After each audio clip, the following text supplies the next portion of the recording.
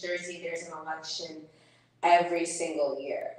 The way that I see politics is very similar to health. It's not enough to just vote. It's not enough to just work out and eat right and to pray to take care of your health. It's all three. So the way that politics works is we must vote, we must volunteer, and we must stay engaged on a regular basis if we really truly want to see our governing body reshape into a healthier environment for all of us. There's nothing more important than the local elections, such as the Board of Ed, in order to shape our communities and have that expand and ripple out. So thank you for being here and taking the time as an audience to show up and ask questions. I encourage you to do more. October 26th is early voting. That's when that begins. October 29th is the last day to register for a mail-in ballot. I like mail-in ballots because I'm able to sit with my mom, my brother, and my aunt at a table, look at all the candidates on the ballot, do the research as a family, and then we vote as one family. And I'm in a group chat with 36 people. So in my family, and our community has a lot of large families, I am the person who drives the bus for the elections. So I need one person in each family to take ownership for their family and make sure that every single person in your family is out and voting so that we can show as a community that we take pride and that we are here and our voices do count, and that we are going to start focusing more on local elections so that we can make a change happen here in New Jersey. So thank you all again so much for your time. Tonight, our moderator is Mona Mustafa, who is an educator and a member of our community, a very valued member of our community, and she will be moderating tonight's event. So thank you guys so much. Thank you, Kalima. Thank you for being here and our audience members. We really appreciate all of you coming out tonight, and we look forward to having a very meaningful conversation about something that is so crucial to all of us, education. Good evening once again. Thank you all for joining. And what I'd like to do is explain the format of today's event. We're going to start with 2-minute introductions. Our candidates are seated in the order that they appear on the ballot. So they'll have 2 minutes to introduce themselves to us. After that, we're going to have one round of predetermined questions. So I'll be asking you at random from this basket 7 questions. You'll each have the same question and 2 minutes to answer. And we have our wonderful community member here with the timer. So if you need help keeping track of time, you can just take a look at the iPad. After the first round of these 7 questions, we're going to have a reflection period. So if there was ever a time that you wanted to answer something but you ran out of time, or a comment that you wanted to make about a question, you have this 2-minute period to reflect or respond. And then after this reflection period, we're going to have questions from the audience. So audience members, if at any time a question pops into your head, we'll be coming around with index cards. You could write down your question, and for this third round, we will give you the audience questions and 2 minutes to answer those. After this, if we have time, we'll do a 4th round from the audience and a closing remarks period. Okay? So, and if you have any questions, like I said, make sure to ask for an index card, and one of our volunteers will be there to pick it up. All right. We'd like you to spend the first minute of your introduction introducing yourself, and the next minute letting the audience know why they should vote for you. Okay, so I'm gonna pass the mic down, and then if you could just offer me. Okay. In the order of your. Okay. Well, good evening. First of all, I'd like to thank you all for inviting me here tonight. My name is Corey Teague. I'm an activist in the city of Paterson. I've also served on the school board for 2 terms, one from 2012 to 2015, and then one from 2019 to 2022. The reason why I'm seeking to return to the board is because I believe that I can be one of the voices that the board needs in terms of, especially in terms of special education. That has been my driving force for the entire time that I was on the board and even prior to that. And hopefully tonight I can get into a little bit more detail about my journey through that process. But that's one of the main reasons why I want to return, because there's a lot of students in our district that need services and need important services for special needs students.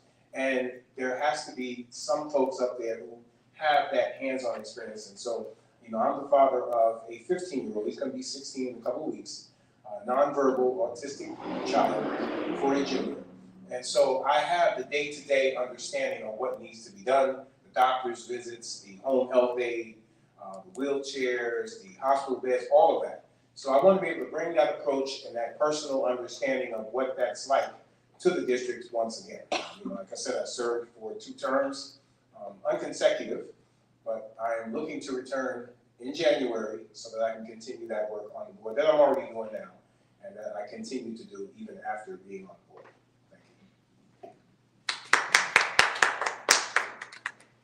Good evening, my name is Nikema Redmond. I'm currently a board member of Paterson Public Schools. I've been on the Paterson Public School Board of Education since 2016, and throughout the time, I have been the vice president 4 times, and I've been the president 1 time. My passion is passion for education. That's one reason why I'm running. Second would be accountability and responsibility to make sure that our students get the proper education and proper opportunities for their education. And third, but not least, forcing our students to achieve their goals, because right now, at the local level, I'm a product of Paterson Public Schools. I graduated, I returned back to home, and I made sure I came back and gave back to my community. So we would like the students to see the involvement of what we do. Another thing is that I was one of the people, I was the vice president when we returned back to local control. And local control means that you, the local people, have a say in your children's education. For a long time, we were under state control, which was for 30 years. I was a student then at Paterson Public Schools in 8th grade when the state took over. So it's full circle for me to be here at this table to make sure that our educational system is being brought back to the local people and making sure that young people get involved.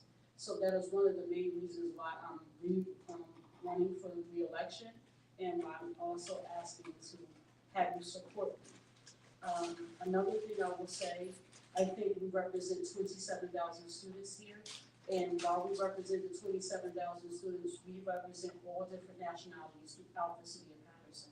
So we want to let the school board reflect who we actually serve. So that is one of the main reasons why you see us here tonight. I want to thank you again for your invitation, and I want to thank you for allowing us to answer any questions that you may have with us. Thank you so much. Thank you both so much. And now I'll begin picking the questions at random, and like I said, not another person. Okay, so then I guess I'll keep this one. Yeah. All right, thank you so much.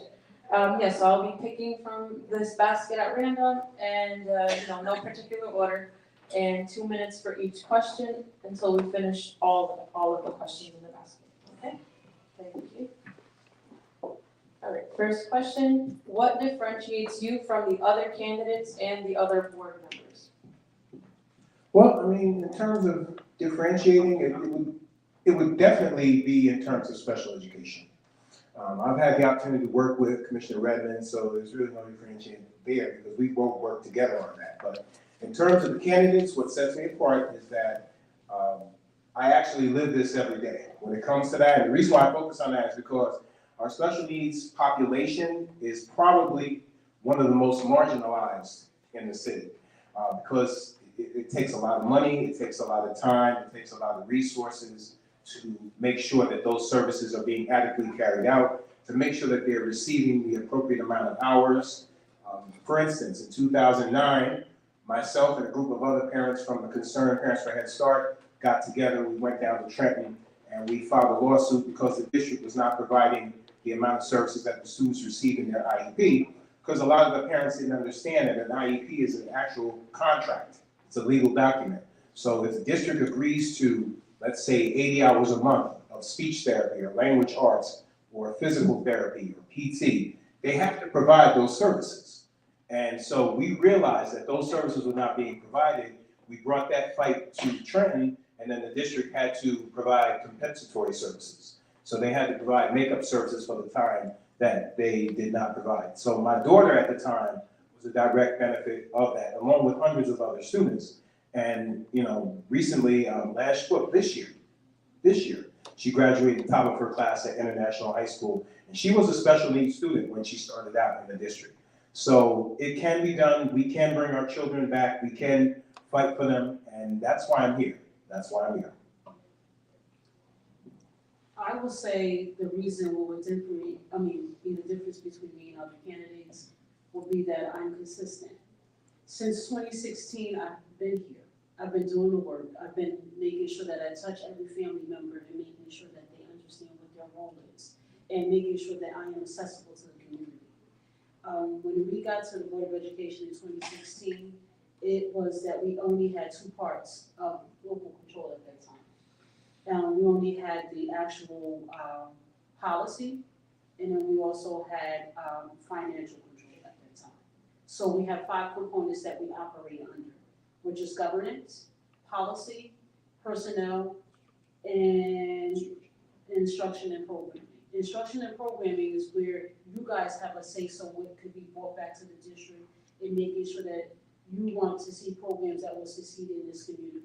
So right now, the board is currently doing an overall audit to make sure that all programs in our school district is being utilized like it should be, taught the way it should be, and we also brought one-on-one education to each school because we wanted to make sure that each student from the city of Paterson, whether you be at school 25, school 27, or school Don Bosco, we wanted to make sure that you guys had the aligned curriculum and you were learning the same thing at the same time. For a long time, you could have been at school 25 learning something different, school 9 learning something different. So we wanted to make sure that everybody in the school district, when you were in 3rd or 4th grade, you're learning the same information at the same time. And also, I hope bring technology back here. Because at the time, COVID happened and we did not have technology and we had to force and go out and buy technology to make sure that our students was able to get learning while we were at home. So we'll keep the mic with Mika as well. So we're gonna alternate each round, so you could keep the mic for the beginning of this first question, or this second question. If you are elected, what will your top 3 priorities be? So my top 3 priorities will be, right now we're doing a strategic plan, which is a 5-year plan that the school district has to put together. One of my main reasons for the strategic plan is to talk about our facilities. We have over 54 schools and 17 of those schools are 110 or 112 years old. So we were trying to push the state and also advocates throughout the community to get us better facilities because our students deserve better facilities than what we got. When I first got to the board and Commissioner T could address this issue at the time, we were promised 12 schools. We only got 4 out of the 12 schools from the state of New Jersey. And when the SDA has come, we make sure that we show them the schools that were uninhabitable for our students. Meaning that we had to take 2 schools offline because they were not good at all. School number 17, which was a fire hazard, and it was too small. School number 14, we had to take offline as well. School number 5, we made sure that they actually seen the damages in the water leakage and everything from there. So right now, we will have a new school being built. They should be starting construction later on this year, early part of next year, which will be Paterson Catholic, my old high school. I'm sad to see it go, but I'm happy that Paterson Public Schools and its students will be utilizing that building. And that's one of the main reasons why I'm still fighting to stay here, because we have a lot of work to continue. And when you start changing people, you don't get the consistency that is here and that's needed. The 3 goals that I have, 3 objectives. Number 1 is to strengthen our PTO and PTA relationship with the district. And when I say that, one of the biggest issues that I have is that sometimes we fail to understand that the hours of the students not in school impacts what happens to them when they're in school. A lot of children act out. They do things, they fight, they throw things, and there's things going on either at home or in the environment in which they live that directly impacts what's happening in the building. That's where the PTO and the PTA comes in. because those are the folks who can step into the situation, speak to the families, find out if there are resources, because you can be absolutely shocked to know that a student will come to school and act out and become irate simply because they're hungry. And a teacher will call the police and say, oh, this child's out of control, or this child's a criminal, and that's not the case. A child that's hungry is not going to be able to function, not let alone be able to learn effectively and efficiently. Which brings me to my next point. In terms of nutrition, making sure that we push a much harder agenda to make sure that our children are provided with fresh, nutritious meals, because for many of our students, the only time they have a good meal is when they're in school. There's a lot of students like that right now. And so we want to definitely focus on that. And third, and what I would consider most importantly, is to make sure that we rein in all of these contracts that are coming through and start really scrutinizing what's going on in this district and make sure that the money is going to the students, going to the teachers, going to the buildings, as Commissioner Redmond said, make sure they're going to the buildings, to our facilities, to our infrastructure, and make sure that we're properly utilizing the funds that we receive. Even though we're still underfunded, I want to still make sure that we're proper stewards of the funds that we have received and make sure that we do our job right by the community.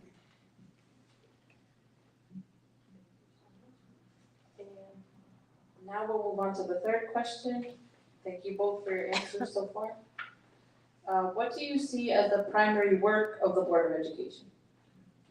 Okay, the primary work of the Board of Education, the board has one employee, and that employee is the superintendent of schools. Now, the difference between now and what we had some years ago, Dr. Donnie Evans, I believe he passed away, if I'm not mistaken. Yes, He did, okay, so may he rest in peace. At that time, the difference was we didn't have absolute control over what he did or what he operated in because we were under state control. Difference now is we have that one employee. So Dr. Newell is essentially the board's employee. So we bring our concerns or we present what we need to see or what we want to get done to the superintendent, and the superintendent brings those concerns to her staff, to her team.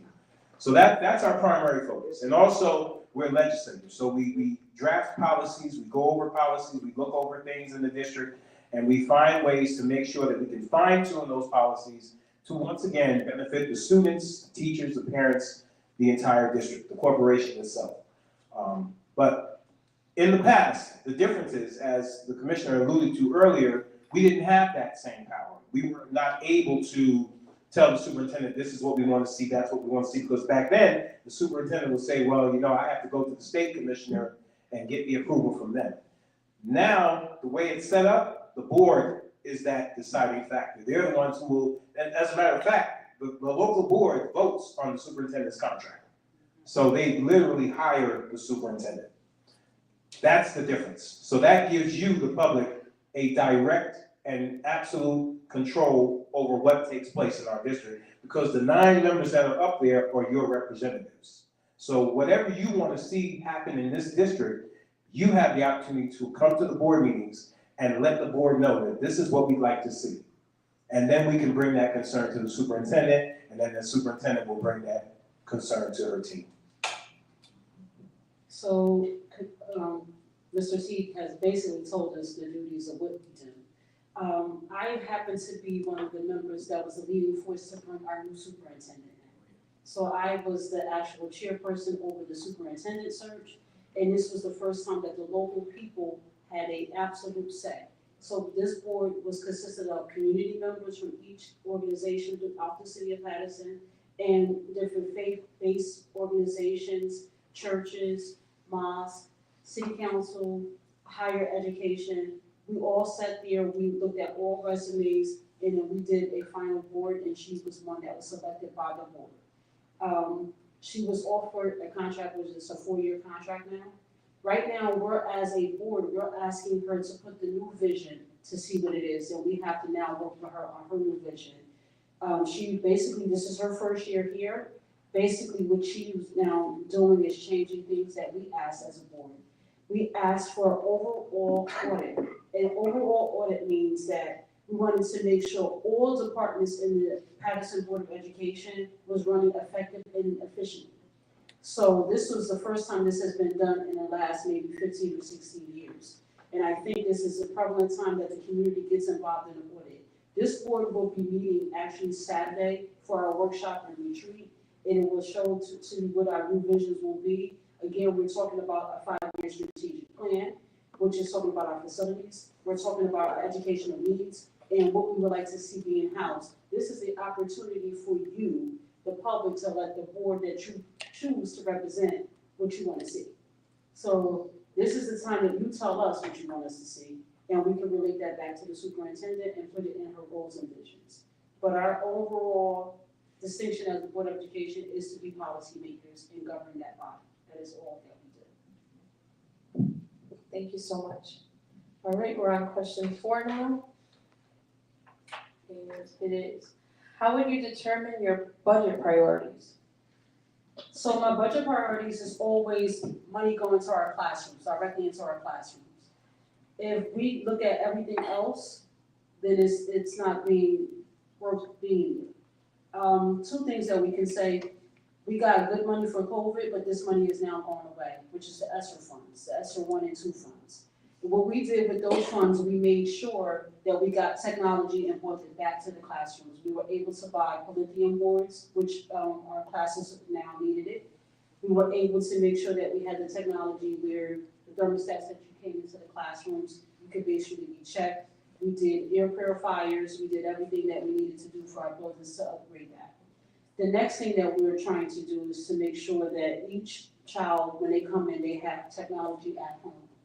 Because we know that some parents wasn't able to afford technology at home, so we are partnering with different people to make sure that we have that. Also, we had to look at creative ways of trying to retain teachers. As you know, the state of New Jersey and the national is a teacher shortage. So we looked at different lucrative ways of trying to bring teachers back into the classroom and making sure that the dollars stay here. For a long time, if you know the history of Paterson Board of Education, our district actually ripped a lot of teachers and we lost a good talent. And it was sad because we would get new teachers each year and maybe they would be in our district for 1 or 2 years and then we couldn't afford to pay them. And they will move on to other school districts. So our conscious effort is to make sure that we retain the local talent that lives here and making sure that they are able to educate our kids and making sure that the priorities of our money goes back directly back into the classrooms. It is not about any other thing but going back into the classroom so we can do a better job educating our students. Yep, one of my examples of budget priorities, for example, recently, and I know it's an unpopular opinion, I have unpopular opinions a lot of times, but there was a recent article about 90 Delaware Ave, and there's a new lease, a new 10-year lease, $17.8 million. And I said, what I think should be done is move back into the building that we actually own and have shuttle buses go to the parking garage, the parking area, PCC park, do like a shared service agreement with PCC in different areas, have those shuttle buses pick up the administrators, bring them to 33 Church Street, and save that $17.8 million and put it back into the classrooms and into the buildings and make sure that we use those resources appropriately. My thing is, if you don't have money to buy sirloin, top sirloin or top round, you have to go buy cheesesteak, just go get cheesesteak. But if you don't have the money to buy this expensive stuff, leave it alone. We have to start working within our budget. And we know that this $17.8 million could be better utilized. Now, I'm sure there's probably more details to that, but at face value, my first thing is, we don't own that building. That's the first thing. We don't own 90 Delaware Ave. We're leasing it. And it's been an issue for a very long time for me. We own 33 Church Street. That's our building, outright. And I believe if we take that approach and we say, okay, let's move back into our building, into our home, and let these people keep this apartment for $17 million, and let's reallocate those funds back into our classrooms, back into our Paterson public school system, so that we know that our children will have the things that they need. That's what I would consider like a budget priority, making sure that we put the needs of the classrooms and the students and the buildings above everything else. Thank you so much. All right, next one, question 5. Paterson prides itself as a town of diversity. How will you promote and protect the safety and well-being of our students? It's very important. Diversity is a very, very powerful word. You have to be careful when politicians start using it, because there's always a division underscoring that word diversity. See, that's when I talk about like special education and advocating for special needs students, I advocate across the board. I never say what's your nationality. I never look at you and say I'm only going to help these students that have special needs or those students that have special needs. I say that all the children are our children. This is a village, and it takes a village to raise our children and to protect our children. Now, earlier today, there was another incident at Eastside High School where we had to get the police over there because there were students fighting and what have you. And so now we're bringing in the Healing Collective and other organizations that are going to go back over there now every day and start sitting with the students outside and start working with them again, trying to figure out what it is that's causing the disparity and what's causing the fighting and the chaos. And there's community activists that are involved. And I just believe that if the community gets together and we start moving as one unit, city council members, county members, board of education members, we come together and we realize that we are Patersonians. And we make a determination that we start monitoring these schools and start making sure, and that's where the PTO, PTA comes in. You may be able to have a couple hours a day where you can volunteer after school to make sure that children have safe passage home or safe passage to school. I do it all the time behind Eastside High School. You'd be surprised how many students are afraid to go to school because they feel like they're going to get jumped on their way to the building. So if we can get the PTOs and the PTAs together to set up a schedule to where 1 or 2 parents can be outside of the building for even 20 or 30 minutes before the start of school and after the start of school, so that the students have a clear passage to get to and from the learning institution, I think that's one of the biggest ways that we can promote making sure that our children are safe. So the first part of diversity, this city is a melting pot. We represent 27,000 students. That means all students. It doesn't matter what background you come from. It doesn't matter what your home looks like. We represent all. It was saddening to hear during this election season how we were pent against each other with one racial slur that was used and one ethnicity that was used. I don't represent just African American students. I represent all students.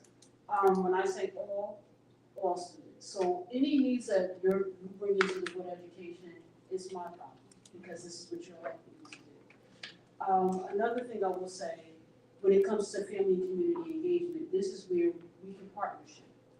Because right now, we don't understand some of the things that may go on in your community, and this is where you can educate us, so we can educate the students on how they can be better being utilized in the schools. It's just satisfying to see how Paterson is so divided. When I was growing up, Paterson was never like this. It was always people from different communities and different walks of life bringing each other together and making it unity and making it we were one Paterson. And we're all from here. So I'm pushing that back to our students. There's not one thing about Paterson that I don't love. I live here, I'm born and raised here. I love my city, and I love what my diversity looks like in my city.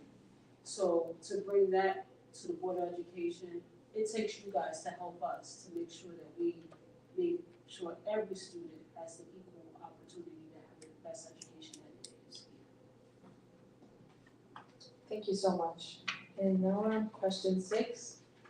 What issues do you believe Paterson needs to address in its academic programs and offerings, and what changes would you recommend?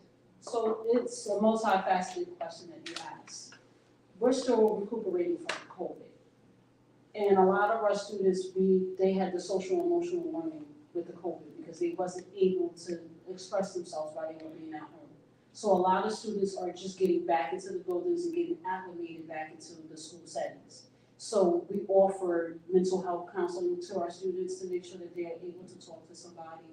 We also have swag rooms, which are breakout rooms where students can go and just feel like themselves and be able to talk to their peers. So those are one things that we talked about. Another is, right now we hear our test scores compared to other districts. we're working on our test scores. We're always trying to make sure, but our test scores are not a true reflective of what you hear.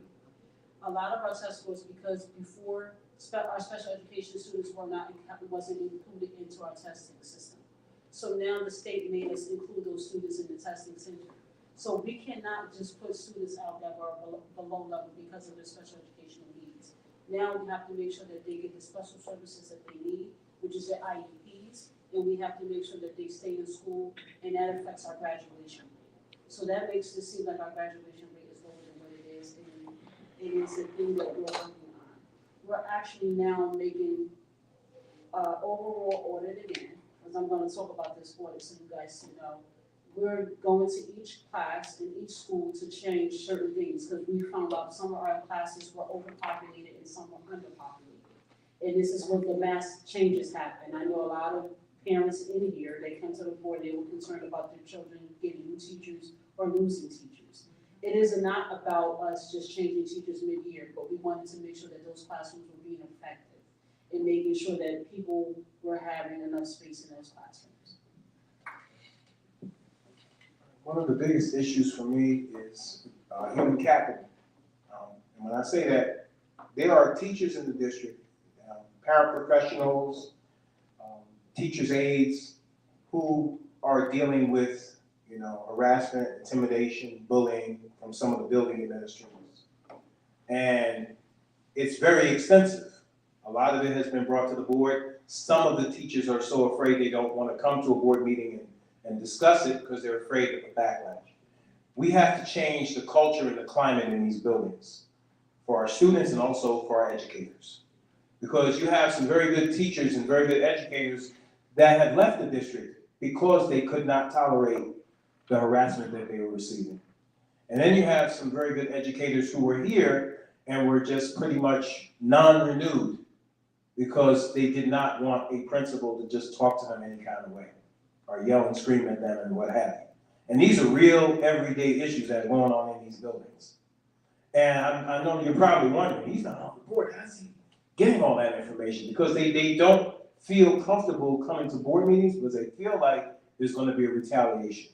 So a lot of the names I can't mention, but I do have their information. So that's one of the biggest things, if I'm elected, if I'm brought back, it's one of the biggest things that I want to harp on is the personnel issue.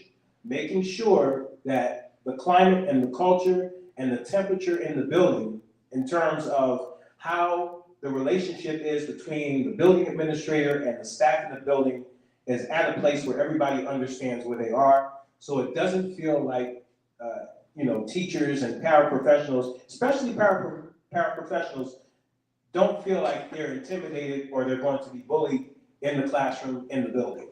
So we have to change that because believe it or not, if a teacher comes into the building and they feel intimidated and they feel bullied, that vibe is going to pass on to the child.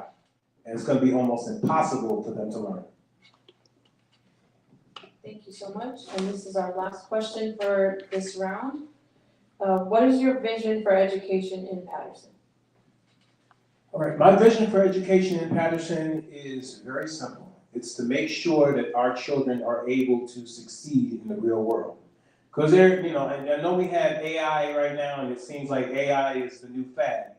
But beyond AI, there's a real world out there with real issues and real problems and real things that our children are going to have to tackle and they're going to have to understand. So one of my main focuses is to make sure that our children are prepared and that they are ready to take on the real world. Some students will go to college and they'll do well in college. Some students will go to trade school and open up a shop or open up a store or open up a restaurant. So we want to make sure that there are avenues available to every student to make sure that even if they're not into sports, that there's also other avenues that they can take on their road to success in this new life that they're going to live. Because we can't make our children think that there's not a real world out here that they're living in. We can't make them think that there's no real danger out here, because there really is. And we need to prepare them for that. We need to allow them to understand what problem solving is, what critical thinking is. Don't tell me the answer, but tell me how you got to the answer. Tell me how you solve the problem. Tell me the steps that you take or the steps that you took to figure out what the answer was to the problem you solved. That's where critical thinking comes in. That's where you allow the children's minds to expand, and that's where you allow their thoughts to expand, and by virtue, their whole life will expand because you'll give them the opportunity and you'll challenge them.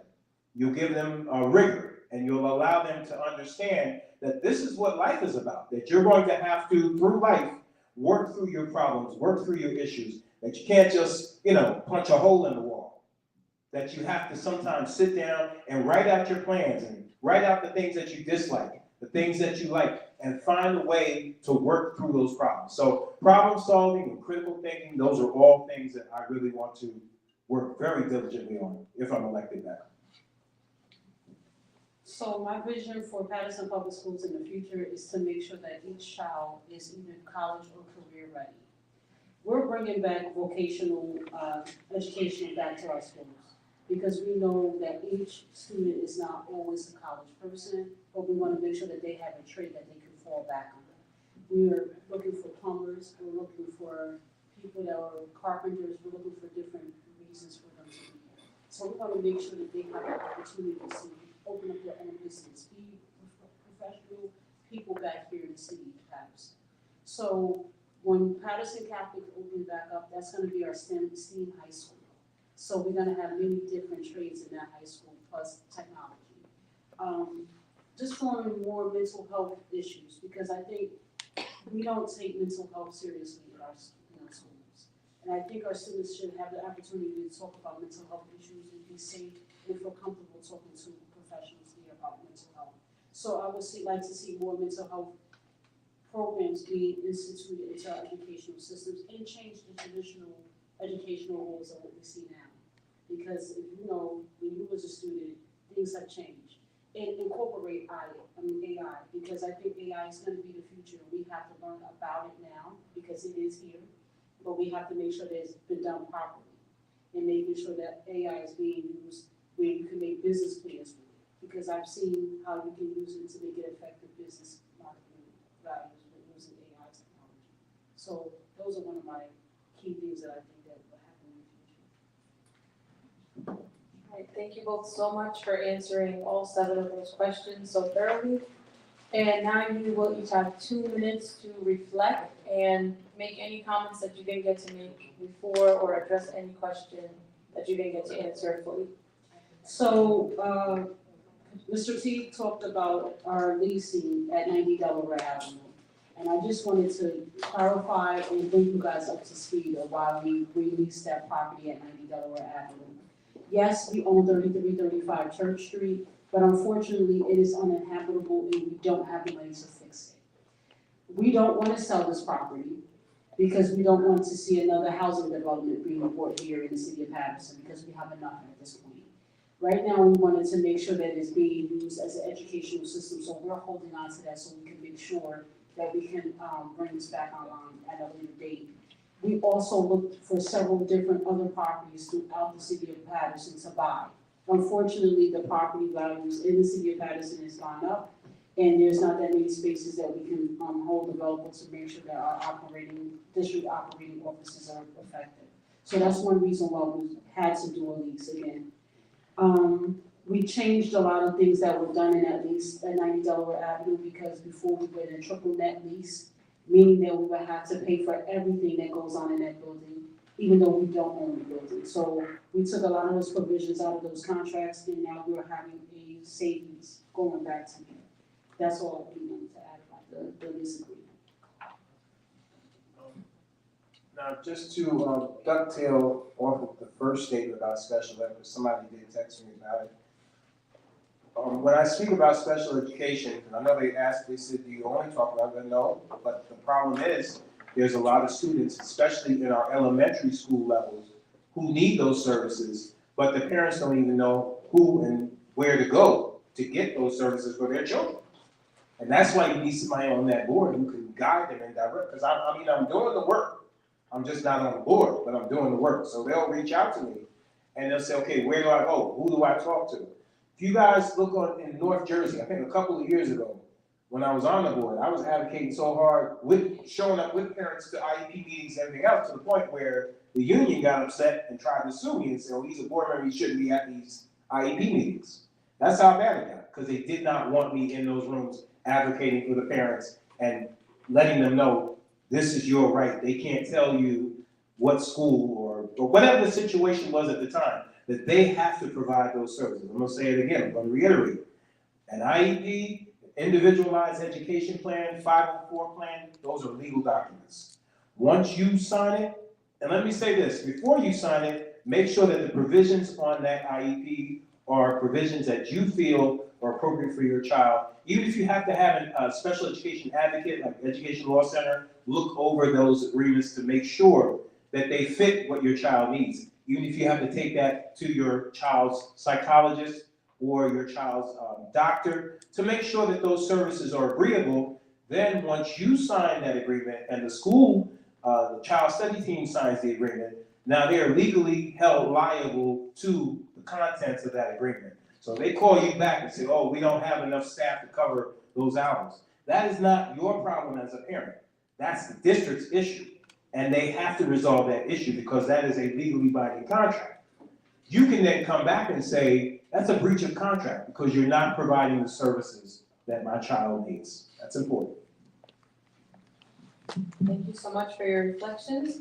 And we have a whole basket full of audience questions, so thank you all for your questions. And we will have 2 rounds of audience questions, 90 seconds for each question, and we will have 7 questions once again. Okay? And they'll be at random, so you won't be answering the same questions as one another.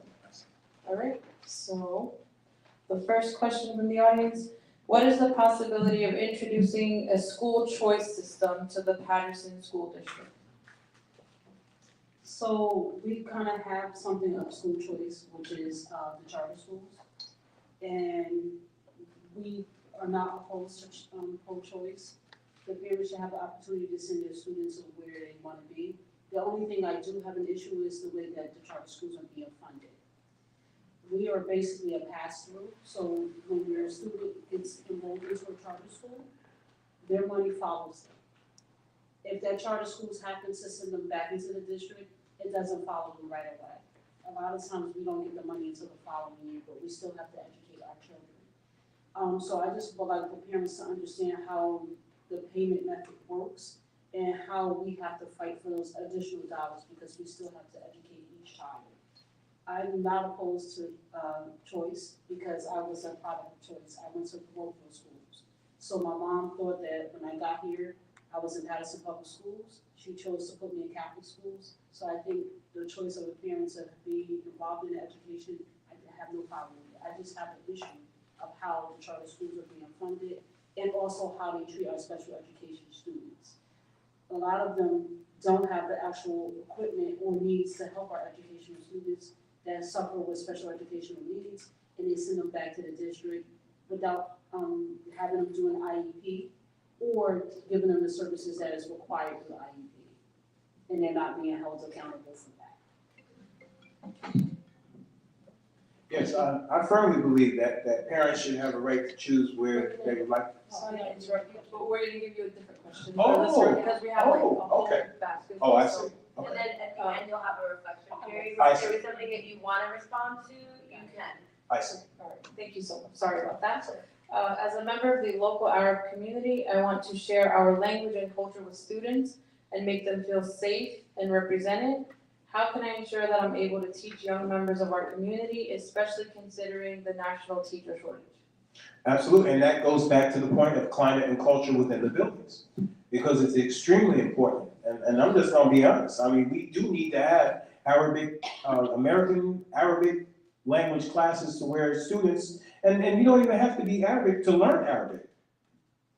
You know, there needs to be a class that's available in all of our schools where students can learn various languages, and not just the language, but the actual culture, and understand where things is at. Because I'm gonna tell you something, let me take a different route, but mainstream media is painting such a terrible picture of Palestine and making it look like Palestine is this bad place when really they have been invaded.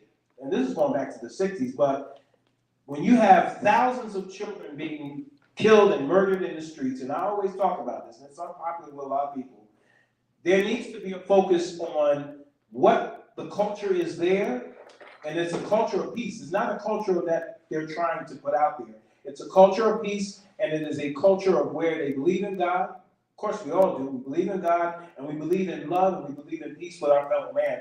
And so we need to teach the language, and then we also need to teach the culture, because there's always this idea that if you're Muslim, that means you believe in terrorism, which is absolute nonsense.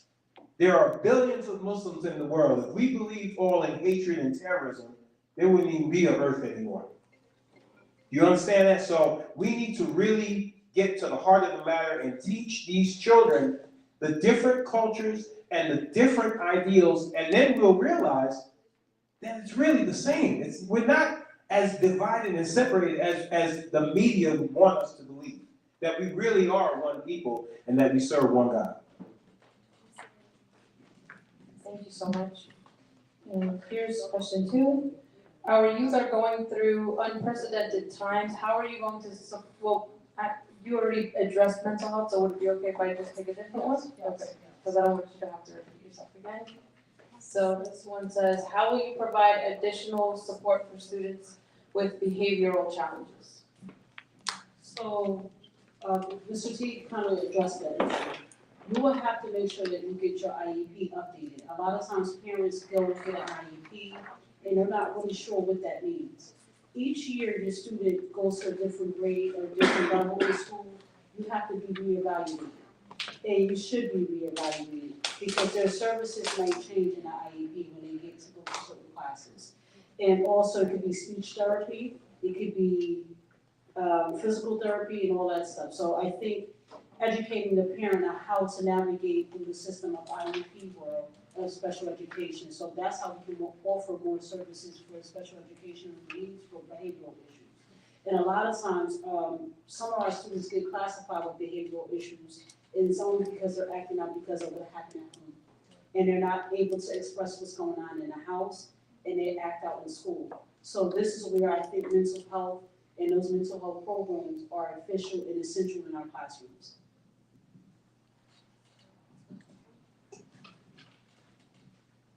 How are you going to address issues of substance abuse and addiction when it comes to our students? Yes, that's brings me to another point. I was at Eastside High School today, and we have issues there, and I'm sure it's probably at other schools, where you have students that are, smoking cannabis and things of that nature on their way to school, sophomores and juniors, And again, you would be surprised to know some of the stories and some of the backstories to why these children are resorting to, using the vape pens and things of that nature. In sitting down with parents and sitting in homes and talking to parents, this is just going beyond just now. And you hear the things that's going on within the home.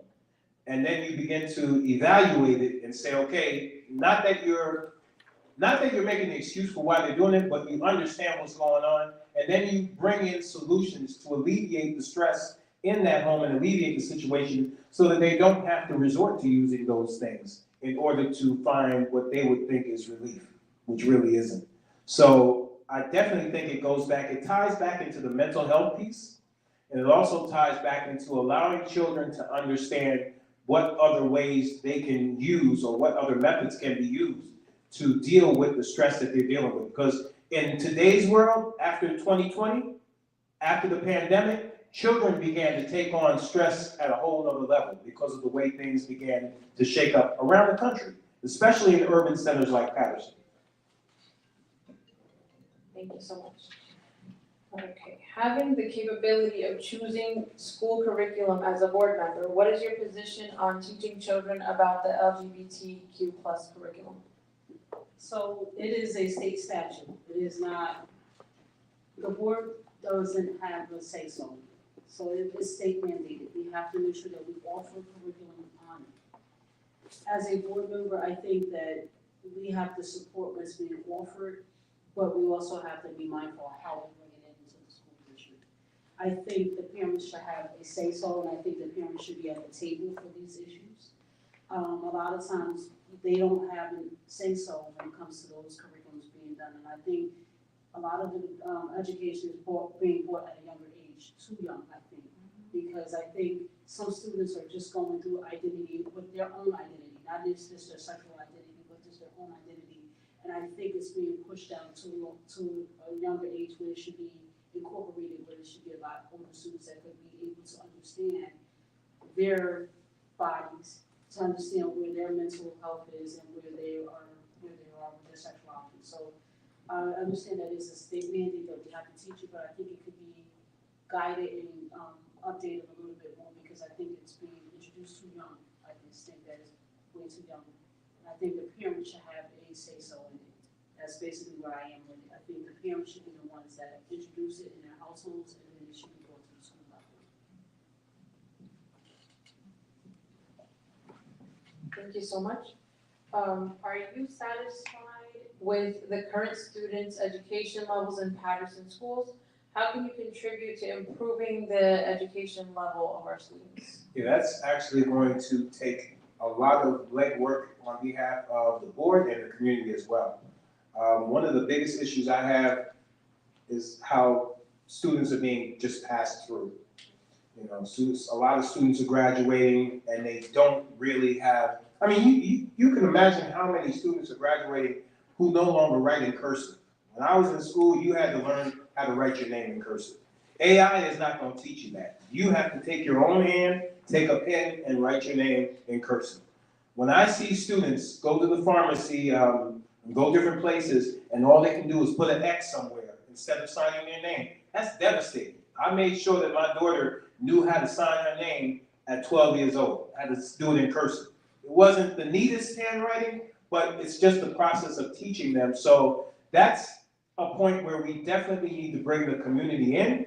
And even forums like this, it shouldn't just be prior to an election, but I would say quarterly, you should bring board members here and let them tell you what have they been doing, and then make them explain why is this happening and why is that happening, so that you can hold them accountable regularly, so they don't feel like, oh, well, you know, I just wait 3 years and then I'll hold them up. No, every 2 or 3 months, you should bring them in. We need to hear what you're doing. Don't just give away your vote. Make sure that they represent your vote and make sure that they let you know and prove to you that you did not waste your vote on them. Thank you so much once again. And understanding that school budget is at $800 million, how much more money is necessary for the Board of Education to resolve all of these issues? So, we have the biggest budget in the city, but we're still underfunded. We have been underfunded for the last 8 years. This year was the first year that the state gave us the state aid, which was $32 million. Again, I'm gonna talk about how our money is being pulled out of the school district. So with the $800 million budget, half of it goes to fringe benefits and also goes to personnel and services like that. But also when you have charter school students that's here, a lot of the money also follows them. So the money doesn't always stay with Paterson Public Schools. So those avenues, when we start off at $800 million, by the time it gets to Paterson Public Schools, it could be at less than $500 million. When we still have to operate with less money. Again, we also have to make sure that we're still educating our students that come back into the district, because again, some students that leave charter schools, PCCI or anything like that, we still have to educate them because the money doesn't always follow them in the same school year. The money is sometimes being held to the following school year, so we have to make sure we still educate those kids with less funding that we have, even though we have the bigger budget in the city. Thank you. Okay, how will you encourage parents to be more involved with their children's education? That's what I do now, actually. Been doing, you know, I utilize my social media accounts to their full potential. I even have staff that have my, you know, account information so they can go in at any time and, you know, post things to keep the parents abreast. But I believe we have to use every tool that we have in our arsenal to make sure that the parents are engaged, even if we have to walk up to their door and say, hey, is there anything that I can do to assist you to make sure that things are going well with your son or your daughter? Same way we knock on doors when it's time for a vote. We need, at any random time, just go through the neighborhoods and go through areas that we know where the students live and make sure that things are where they need to be, or whatever the situation is, whether they need, food in the house, whether there's resources that they need, or direct them to the places that they can get those resources. Because again, it all works together. If the student is not happy and there's things going wrong, it's gonna affect the way they learn in school.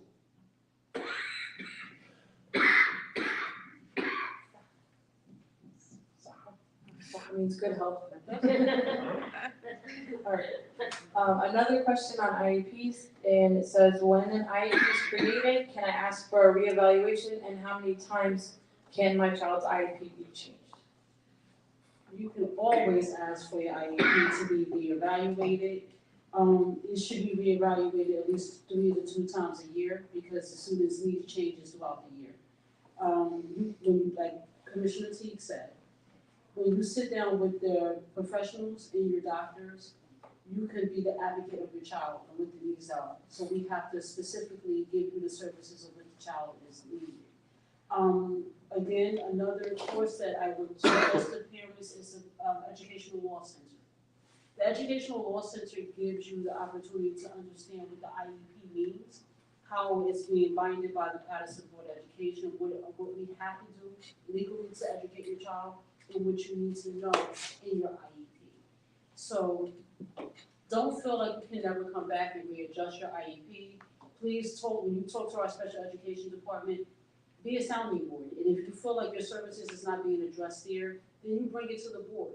Because the board can have be an advocate as well, because a lot of parents get frustrated and they don't come back and bring those issues because they keep hearing no.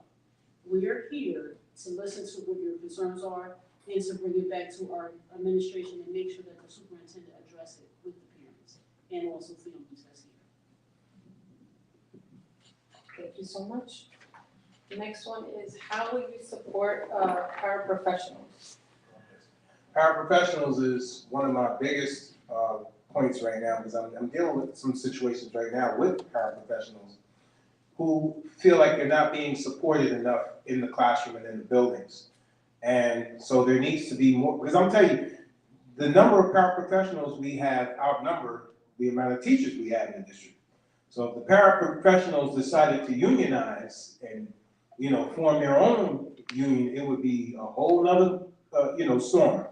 If they unified and said, look, as paraprofessionals, we don't want to be treated like leftovers, we want to be respected because we're in the class with the teachers, we're pretty much the person that the teacher relies on to assist them with the educational journey of the students in the classroom. And when you're dealing with overcrowded classrooms, the need for a paraprofessional or a teacher's aide is even more important. So making sure that we create a climate and a culture that's welcoming for our paraprofessionals so they don't feel like they have to put in for early retirement because they feel like they might be terminated before their term, because I do know of a couple that did that. They put in for their retirement for December because they feel like they're going to be retaliated against. So we have to change the climate and culture as it relates to paraprofessionals and teachers' aides to make sure that they understand that they need to be respected by the administrators just as much as they do the union teachers, because we're all in this together. We're all one family. Thank you so much. What policies will you implement to ensure that students use technology responsibly? So our technology department are actually on that committee now. We're looking at ways of how IA is being used in our school system and what it's being used for. Again, like we're trying to let parents know IA is here to stay. We have to be educated about it and we have to make sure we understand what it is.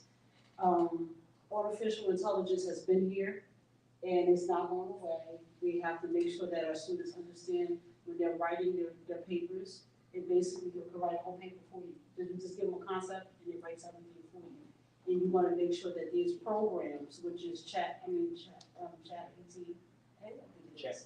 Yeah. So when you have it and you can sit there and type, let's say the sky is blue, it's going to give you a whole paragraph about that. So you want to make sure that your children know how to use it, but also understand the topics that they're using it for. And like I said, you can use it to benefit. If you know that you want to be a business owner, it could show you how to make a business plan and proposal. Those are positive ways of how you can use technology in the classrooms. It could show you how to start up a mom and pop store. It could show you how to get a loan. It could tell you different things that we need to do. So I think technology is great, but we have to be responsible in making sure that parents are also guarding what the students are learning educationally. Because we can't do it alone at the Board of Education, but that's one of the policies that we're working on now.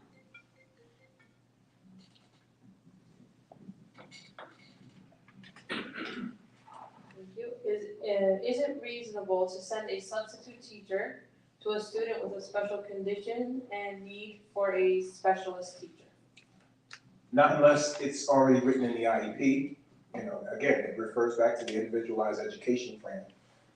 If your student or if your child is assigned an aide for the classroom and it's written in the IEP, that child must be with that aide. The school can't come in and say, oh, we're gonna take that aide away because we don't have enough. If that aide is assigned to your child, they need to be with your child. So, but just placing somebody with a child with special needs without making sure that that particular teacher understands, because let me give you a personal scenario. My son goes to North Jersey Elks in Clifton, and there was an issue last year where a teacher grabbed him, forcefully. And so the school had to call DIFAS to go to the school to talk to the teacher, and they filed what you call institutional abuse against the school because that teacher grabbed my son. So you may have teachers that are book smart, they have all of the technical degrees for teaching a special needs student, but they don't have empathy, they don't have an understanding of what children like my son have a tendency to rock and wave their hands and do things like that. So you need the teachers and anybody who's going to work with a special needs child, first of all, they need to understand that they're going to need attention levels at 100, and they're also going to have to understand that they're going to have empathy at 100. Because a special needs child or a child that, like my son, who's autistic, you're going to have to be able to take your time and deal with whatever they're going through that day. Because one day, if you have a change in the environment or a change in your schedule, that can throw that child off course, and then the teacher may not know how to handle that situation. So it's important that that teacher not only has the book knowledge, but they also have the heart and the soul to deal with it. Thank you so much. To what level does political party politics influence the work of the Board of Education in Paterson? So I'm gonna say, take my time with this. We're here as advocates. Politics do play a role because we have to talk with our local and also state representatives to get stuff back here. So we have to have a relationship with our local politicians. But here, we're just here to advocate for our students. When I come here, I am not here as Nikema Redmond. I want to pass my political views and everything at the Board of Education. When we sit down, we represent one another, which is the Paterson Board of Education. We have not taken part in special interests of others or being forced. Like I said, we have partnerships, and we have to have partnerships in order for us to make sure that we get things accomplished. And I'll give you an example of that. One of the things that we fought for was the facilities. In order for us to get extra funding for the facilities, we had to reach out to the senator, which is Ms. Poe at the time, and we also had to reach out to our assembly people, Shavonda Sumter and Benji Boomley is now head of the finance at the state level. So we had to have people and parents educate and go and advocate and tell them why we need additional funds for our facilities. And being that they both are from here, from the local level, they understood because they've been in our buildings, they use our buildings. So it's great to have relationships, but you cannot let those relationships influence what you appear to do. And again, we're here to service the students of Paterson, not political needs of others. Thank you so much. And this is the last audience question, so thank you for all of that energy that you put into answering. When it comes to bilingual students and special education, most of the time the referral is rejected because they tell us it's a language issue. So a lot of times when it's a bilingual student with special needs, it just gets confused as a language barrier. And they need more time. How are you going to advocate for those students who are both bilingual and might have a learning disability. Yeah, that's what I'm doing now, actually, in the community. And I often tell you, if they try to send you out, and they say, oh, we can't assist you, that's illegal. You can sue them for that. They can't turn you away and say, okay, there's a language barrier. There's enough people at 90 Delaware making 6-figure salaries, they can find somebody in there to translate if that's necessary, if that's what has to happen. So don't take that as an answer. If you're going to an IEP meeting and there is a language barrier, it is the district's responsibility to make sure that there is someone in that classroom or in that office who can properly interpret what's being said, what's being discussed, so that your student can receive the services they need. It is not your job as a parent to have to try to find a translator on your phone for the district. The district is being paid the $800 million a year to make sure that these services are intact. So when you walk in that office, that child study team office, and you, first of all, you need to demand the services that you know your child needs. Once you know your child needs those services and the district agrees to it, and you sign it and they sign it, at that moment, they have to institute those services. They can't tell you, oh, we don't understand what you said, so we're gonna have to put you on the back burner. That's nonsense, that's illegal. Push the envelope and tell them, no, we agreed to this is the contract, you need to provide my child these services. All right, thank you so much, and now we're at the closing remarks. So if there's anything that came up and you didn't get to address it before, you can speak about that, and also give the audience your final message for 2 minutes. So I just wanted to, Since we're good on time, if you guys want to do a round where you can have another reflection period, so if there was something that you wanted to address that somebody else addressed that you didn't get to, we'll do 90 seconds for each of you to do that, and then we'll do a 2-minute, what your final message to the audience is. all right, I wanted to jump back on the paraprofessionals. Our paraprofessionals are pretty much local people. They live here, they're from this community, and we understand the importance of making sure that they're employed, but also making sure that they're respected. The paraprofessionals are union represented. So if you're having issues as paraprofessionals in the district, you have to let your union rep know, and it can bring it back to us and address the needs that's happening at our paraprofessionals. I know a lot of times they feel like we're doing, because of the teacher shortage, we're doing special services to make sure that our paraprofessionals either go back to school and be able to become a full teacher. And that's what we would love to see, because we know that you're from this community and we know that you're passionate about the students that's here. So I believe that our paraprofessionals are very important, and I believe that they're essential to what happens in the classroom with our teachers. So I respect the fact that our local people are paraprofessionals in the district, not just thinking that this is a job, but this is their passion to be in education. So I will tell you that you must go and try to get those alternate routes and become a teacher, because we really want you to become a teacher in our district and be able to influence other students as paraprofessionals and then becoming a teacher in that district. I wanted to piggyback off of the AI conversation. In the tech world, you guys know eventually they're going to create software, especially in colleges. If they give you a term paper, there's going to be some software where they'll be able to identify if this was AI generated or if you did it yourself. Believe me, that's coming. So don't get too comfortable, because it's here already, As a matter of fact, Facebook even requires you now that if you use something that's AI to check off that it's AI generated, or they'll strike your account. So again, let's make sure that our children have access to books and learn how to, read and write on their own, to write their own speeches, to write their own, because there's nothing like being able to do things yourself.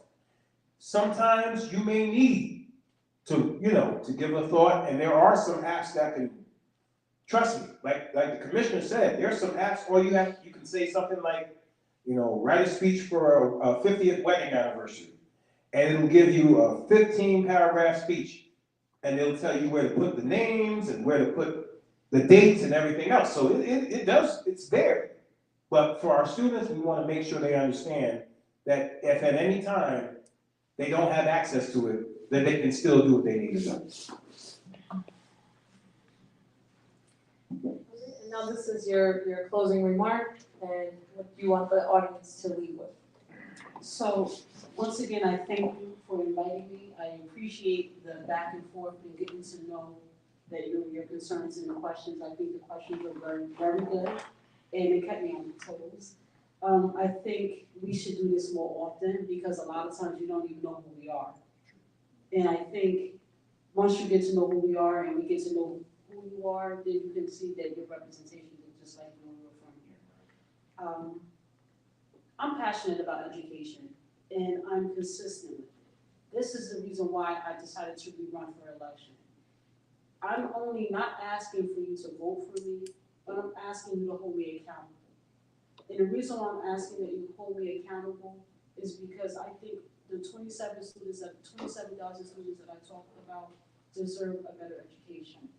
And if we don't have people at the table that are passionate, consistent, and honest about what they're doing, our students don't have a chance. And this is the reason why I'm asking to support me, to bring me back to the Board of Education. I love what I do, because when I go to graduations and I see students that graduate, I know I have done my job. But the saddest thing is when I see students that graduate from our schools and don't understand how they can be effective in the community, that saddens me. So again, I am Yakima Redmond, I am 4J in your ballot, I am accessible to you. Please feel free to reach out to me through the Board of Education. I answer my phones, I answer my emails. I am here because I want to be here. It is not that I'm choosing to make another political choice to jump somewhere else. I am here because I am invested in the students that are here. And I agree with Commissioner T here. He's always a commissioner to me, so that's why you hear me say it. I think we should be doing this quarterly so you get to know us and we have an interactive dialogue. And you can request to meet with us. We can't meet with you as a full entire board because that is a public meeting, but you can meet with us individually or maybe 3 or 4 at a time, and we're willing to sit here and talk to you at any given time. So again, my name is Yakima Redmond. I thank you again for allowing me to come here and do this platform. Again, I'm just not only telling you to vote for me, but I am asking you for your support. We're going to talk about the mail-in ballots. The mail-in ballots are out. And I'm going to ask you to do something different. We see that at the local levels, the votes drop off because everybody talks about the national level. I would task that you turn those ballots over on the back because we're on the back of the ballot. Make your honest choice from the back of the ballot, and I hope that I'm one of your choices. And if you go into the polls, I'm going to ask you to do something a little bit different. Start from the bottom because that's your local election. Start from the bottom and work your way up to the top. And I'm asking you that you support 4J and bring her back. Thank you so much. Thank you so much. Just to piggyback for Commissioner Redmond, I'm gonna say this is like this is Thursday, right? So this is like a throwback Thursday, because this was where we sat, even on the dais. This is our position. I would sit here and she'd be on that side.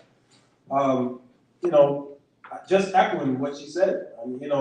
Education is extremely important, and the reason why I'm jumping back in is because, like I said, you need an advocate up there who, has the time and the energy to put into advocating for special needs children of every race, every ethnicity, every culture.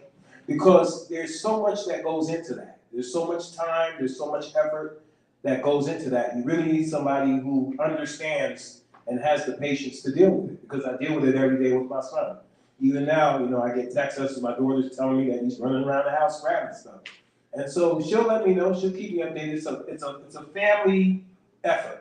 And that's what it really comes down to. Because a lot of times in a family, the mother or the father may be putting a lot of attention on the child that has the special needs. And there may be some other children in the home who don't have special needs, and they may feel like they're being, rejected because more attention is being placed on one child, but they might not clearly understand that child has more needs than they do in terms of academics and so forth. So they'll come to school and they'll act out in the classroom because they'll feel like they're not being given enough attention at home. These are real life issues because my daughter did it all the time. She thought all the attention was going to CJ and she wasn't getting it. But then when she began to get older and realize, then she began to appreciate it more.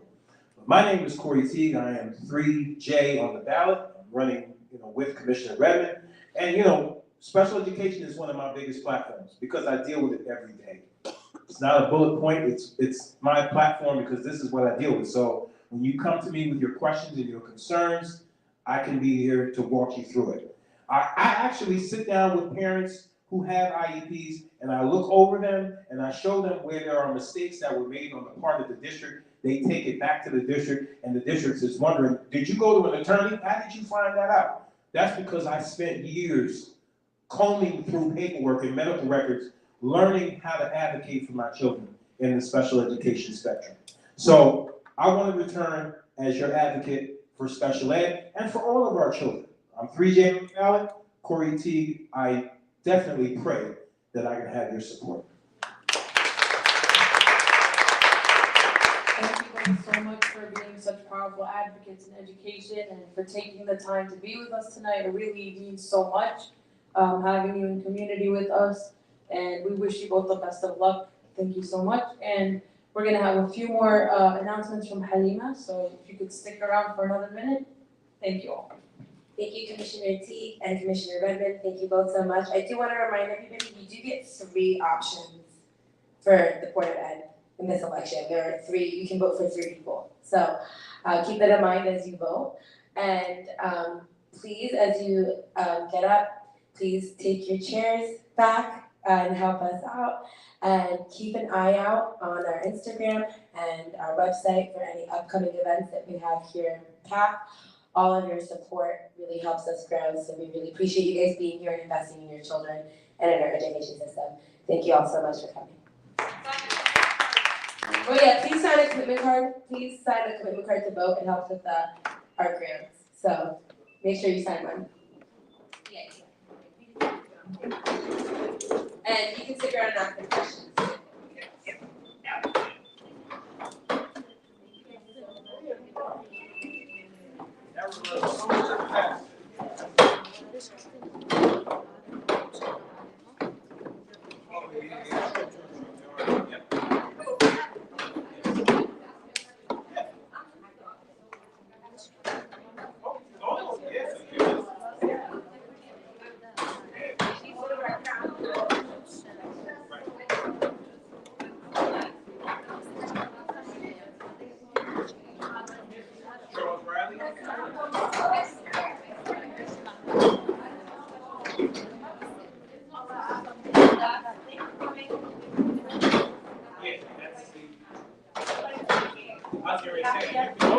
They can also transfer your child out. Within the district, then you have beginnings, like for instance, is he girl? Oh yeah, see,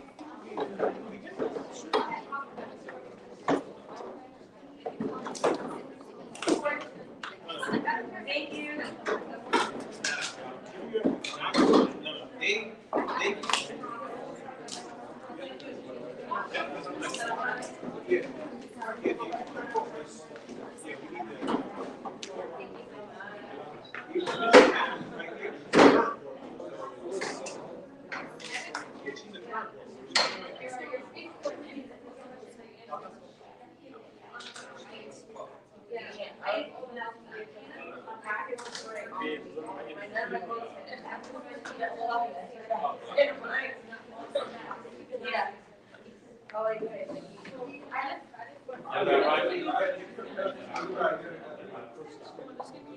Okay.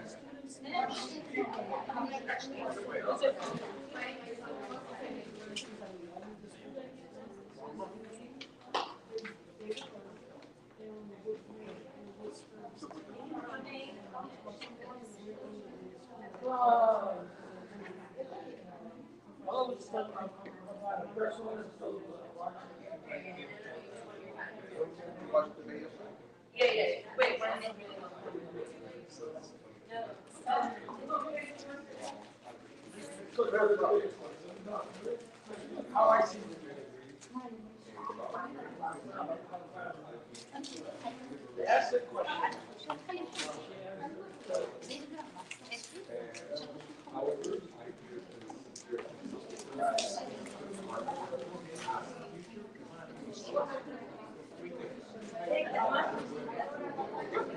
Next.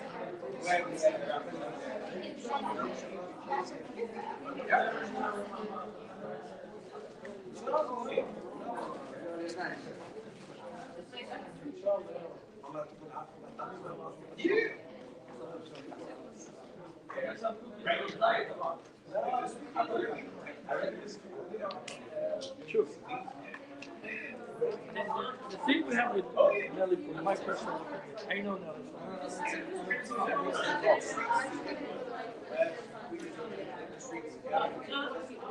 This Alpha boss?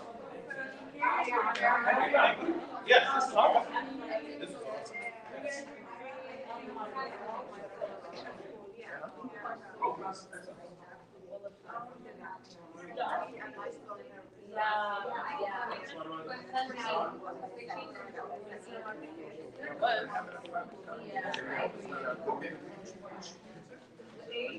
So